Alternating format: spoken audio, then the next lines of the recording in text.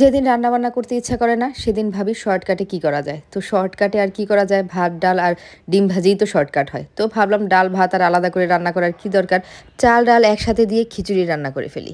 তো আমি পোলার চাল নিয়ে নিয়েছি, সাথে হচ্ছে মসুরের ডাল আর ভাজা মুগ ডাল নিয়ে নিয়েছি। মুগ ডালটা আমি বাজার থেকে আনার পরেই একবারে ভেজে ঠান্ডা করে বক্সে ভরে রাখি, তো রান্না করার সময় এই জন্য আলাদা করে আর ঝামেলা করতে হয় না। আজকে যেহেতু রান্নাবান্না করতে ইচ্ছা হচ্ছে না, তো খিচুড়িটা একদম শর্টকাট প্রসেসে রান্না করব। খিচুড়ির মধ্যে নর্মালি আমি মশলাটা কষিয়ে রান্না করি, আর যেদিন শর্টকাট প্রসেসে রান্না করি সেদিন হচ্ছে সব মশলা একসাথে দিয়ে বসিয়ে দিই, যাতে ঝামেলাটা কম হয়। হলুদের গুঁড়া দিয়ে দিলাম, মরিচের গুঁড়া দিয়ে দিলাম, আর দিয়ে দিলাম সামান্য ধনিয়ার গুঁড়া, আর দিয়ে দিলাম স্বাদ মতো লবণ। আজকে আমি কি পরিমাণে রান্না করছি চাল ডালের পরিমাণ জানি না, আন্দাজে দিয়ে দিয়েছি। তো সাথে পেঁয়াজ অ্যাড করলাম, আর হচ্ছে আদা বাটা আর রসুন বাটা। চাল ডাল মিলিয়ে হয়তো আধা কেজির মতো হবে, আর সাথে দিয়ে দিচ্ছি হচ্ছে গরম মশলা। এখন হচ্ছে রান্নার তেল দিয়ে দিচ্ছি, আর তেল কিন্তু দিতে কিপটামি করা যাবে না, খিচুড়িতে বেশ ভালো পরিমাণে তেল লাগে। তেল দিতে কেউ কিপটামি করলে কিন্তু এটার টেস্টও আপনার সাথে কিপটামি করা শুরু করে দিবে। যাই হোক, আমি রান্নার তেল দিয়ে দিলাম। এখন সব কিছু একসাথে হাতে ভালো করে মাখিয়ে নেব।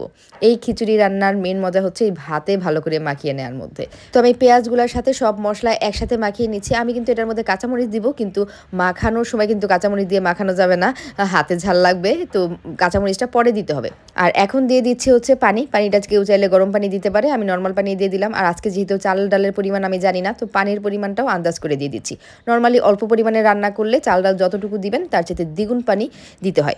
এখন হচ্ছে আমি কাঁচামরিচটা দিয়ে দিলাম। কাঁচামরিচটা কেউ ঝাল বেশি খেতে চাইলে ফলি করে দিতে পারেন, আমি আস্ত দিয়েছি কারণ প্রিয় যেহেতু খাবে এই জন্য আমি আস্তটা দিয়েছি। চুলার আঁচটা শুরুর দিকে হাই হিটে রাখলেও এখন পানিটা ফুটে আসার পরে কিন্তু চুলার আঁচটা এখন আমি মিডিয়াম টু লো করে দিব।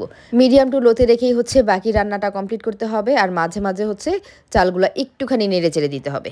একটুখানি নেড়ে এখন আমি আবার ঢেকে দিব। এই তো রান্না শেষ। এখন হচ্ছে ফাইনালি ধনিয়া পাতা দিয়ে নামিয়ে নিয়েছি। খিচুড়ি রান্না হতে কিন্তু খুব একটা সময় লাগে না। খিচুড়ি রান্না করতে যতটা না ভেজাল লাগে, আমার কাছে ডিম ভাজি করতে তার চাইতেও বেশি ভেজাল লাগে। যাই হোক, ডিম ভাজি করে নিচ্ছি, 2টা ডিম একসাথে ভাজি করে ফেলছি, এই জন্য মাঝখান দিয়ে এখন ভাগ করে নিচ্ছি। আর এই টমেটোর সিজনে আমার ঘরে যাই রান্না হোক না কেন, টমেটোর একটা সালাদ তো থাকেই। তো টমেটোর একটা সালাদ বানিয়ে নিচ্ছি। এই তো মোটামুটি 20-25 মিনিটের মধ্যেই রান্নাবান্না কমপ্লিট। এখন হচ্ছে গরম গরম খিচুড়ি খাবো, তো মনে হলো একটু আচার নিয়ে নেই। তো আচার নিয়ে নিলাম, সাথে হচ্ছে টমেটোর সালাদ, ডিম ভাজি, লেবুর রস সব একসাথে মিক্সড করে খাবো। আর সাথে যদি একটু ঝাল বেশি খেতে ইচ্ছা করে, সিদ্ধ মরিচটা একটুখানি সাথে মেখে নেব।